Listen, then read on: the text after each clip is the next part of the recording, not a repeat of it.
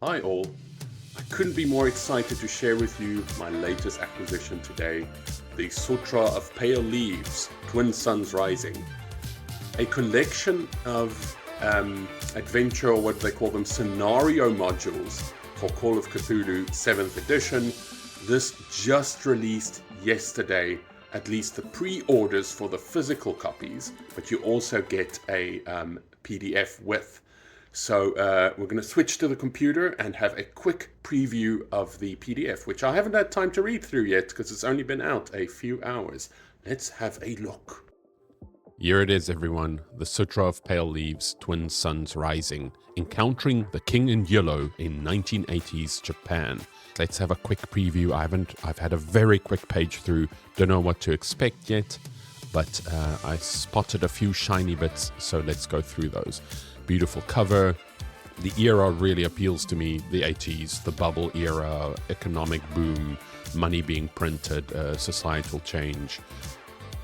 The Nintendo NES came out, in 83. It was a time of big change, and Cthulhu Mythos feel like a great fit for it. Okay, some nice subway pictures. I think the Yamanote line wasn't there yet. Was it? The one connecting everything? I think it was a different train. I don't know. That's the biggest mystery here. What happened to the Yamanote line? Anyways. So it starts off with just a limited background on the era, the things we spoke about. And that you shouldn't play a ninja. That would be ridiculous and lame. But okay. Okay. Nice little picture, except this is modern era, because that's Robot Restaurant that I did go to. It's in Shinjuku, and these people seem very modern. That's not 80s, but the look and feel is fine. That's the only criticism I've had so far. So far, the info's been really good on the background. And what the Sutra is. The Sutra seems to be... I suppose if you're a player, don't watch further if you're going to play in this campaign. I should have said that from the start, shouldn't I? This is for GMs exclusively. Anyways, if you're a player, run away now. Run away. For GMs, the Sutra seems to be a text that has a specific type of...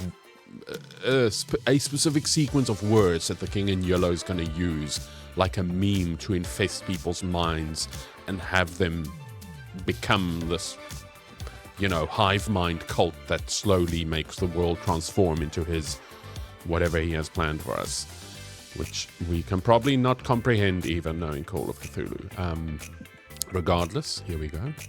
It's some explanation about, what the Sutra is and what to expect in the following chapter. So chapter 1 says, what are you going to expect? And then I think there are only 3 scenarios here that you can run. So it's not a big campaign like Masks of Nyarlathotep. This is just 3 scenarios, maybe a couple of sessions each. I'm not too sure, but let's have a look. Okay, yellow sign, good things. More things about the King in Yellow. Now, okay, liking this artwork very much. Some NPCs, a few pages down. I'm loving this artwork. Also a little bit different from other Call of Cthulhu modules. It's getting more Japanese by the minute. It's good. Ooh, beautiful. Oh, wow. But those a few nights. Well, after playing this game for certain. And here we have Chapter 2. Chapter 2, Dream Eater seems to be the first scenario.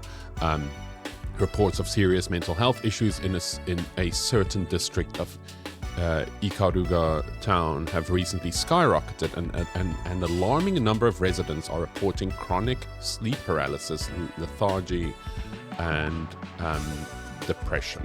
Even more strangely, many of them report being tormented in their dreams by an unsettling monster. The local government, unable to deal with this strange problem, puts out a call for help.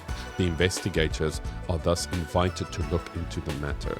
Standalone scenario, but it's a good first contact for Sutra of Pale Leaves. Okay, so this is one of the 3. Like I've said, there's only 3 kind of adventures here. There seems to be a future book also on the way with 4 more scenarios set in 1980s Japan, so it's, again, not a mega campaign, but the setting definitely unique in Call of Cthulhu. If you don't count in Japanese, I'm sure a lot of this might have been done there, given how huge Call of Cthulhu is in Japan. Let's keep looking. I jumped ahead a bit. There was some other cool artworks, a nice flow of events for this scenario, which I really like. Wish more adventures or scenarios would just show you, I mean, could be seen as rail tracks and, you know, you're going to railroad a bit more, but if knowledge is contingent upon other bits of knowledge, then this is nice, and maybe you can jump around. Nothing stops you as GM, right? Some very nice artwork. I again like it. There's a lot of text in here, even though I think the overall book is like 180 odd pages, but most definitely it seems good bang for buck. Lots of text, lots of great ideas so far. There's a sample here of the types of bad dreams that people are going to get and what happens in their dreams. I think playing a soundtrack, you know, playing soundtracks from like Japanese horror films could just be phenomenal here. I've always loved Legend of the Five Rings, one of my favorite role-playing games, and you know, Japanese cinema, and I think with this, and I also love Call of Cthulhu, so this is just, I'm just thinking of the million different soundtracks I can play, and if they're in the city, I'm going to play City Pop. Oh, man, I'm excited about that. Okay, let's look further. Okay, oh, gorgeous. Love this. And the pale monk, that is going to be the king in yellow, telling me something. I always want to say that I don't want to hear, but probably something I do want to hear, and that's the more scary one. All right, possible endings here, which I love. What 5 different ways in which this can end. Obviously, you might find a 6th one, not one of these 5, but I love when scenarios actually give you 5 different options. There's 2. When you read through the scenario, and as people improvise and as the players are hopefully doing their own thing and you're not railroading them, you have a point that you can tether it to, and just maybe figure out what's a typical path. I like it. It can be taken with a grain of salt, but I love getting potential endings. Ooh. Here is the next scenario, I think. The Tale of Pale Leaves, Volume 1. A fanfic. Okay, so I read this earlier, just this intro, and I was like, okay, they're making a manga where, you know, the phrases and the content are gonna propagate this, the King of Yellow's message to the followers, well, to millions, and he's trying to reach as many as possible. So I don't know if you're going to infiltrate the manga's, you know, the headquarters of where it's printed or designed or whatever, but it's certainly a unique angle here. Okay, it's looking interesting. Some people you might meet. They look interesting. Again, a flow chart of the possible events. The manga market. Wow, that's a lot of mini rooms. I don't know if they're little, like a manga cafe. Were they around in the 80s, or is this something else? I don't know. In the comments down below, correct me, please. Lots of different locations here that they give for this scenario. It doesn't feel like a one-shot. Gorgeous artwork. It doesn't quite feel like a one-shot, these. They feel more like 2 sessions, maybe 3. I'm not sure. But let's have a look. Stuff's gonna go down. That much we do know. Okay, the layout I really, really like, especially, it's almost better than the first section. The adventures seem like quality. At this point, scenarios, I just call them adventures. Stuck in their ways. Oh, good old Tokyo Tower was around then. Okay, beautiful. Lots of beautiful artwork in here. Very, very different stylistically, some of them, but I don't mind that. I think so far it's fit the vibe very well. And here we have Chapter 4, The Pallid Masks of Tokyo. Tokyo police officers find a bizarre corpse in a narrow alley hidden deep within Shinjuku's nightlife district. Great, I've been there. I love Shinjuku. The face of the corpse lacks all features, no ears, nose, eyes, and no mouth. Strange tattoos cover the body of the inexplicably faceless cadaver. Then they probe, break into a psychiatric facility. There's more of these. Prince is involved. You know.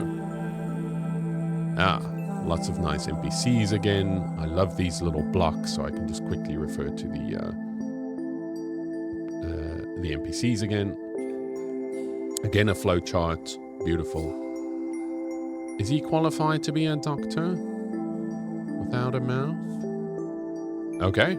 Yeah, again, this feels like a single session just for the hospital, and this is but one of many locations. So maybe it's 3-4 sessions each. Maybe this is like a 10-session total campaign, the whole book. I don't know. Maybe for some of you that have run, I've mostly run like standalone adventures for Call of Cthulhu, sometimes like 2 or 3, but I've never done a mega campaign. People with a keen eye might have spotted the Masks of Nyarlathotep on my shelf, but that has yet to be played, like most people who have it. But that's 70 plus sessions. This is not a giga campaign. Ooh, more faceless people and their cops. That's even more terrifying. Oh lord. Beautiful, beautiful. Ah, this looks great. This has sort of that reality distorting kind of look to it. Or you've had too many strong zeros if you've ever had those. Yep. Shout out to the people who made it, I think. It was a big crew.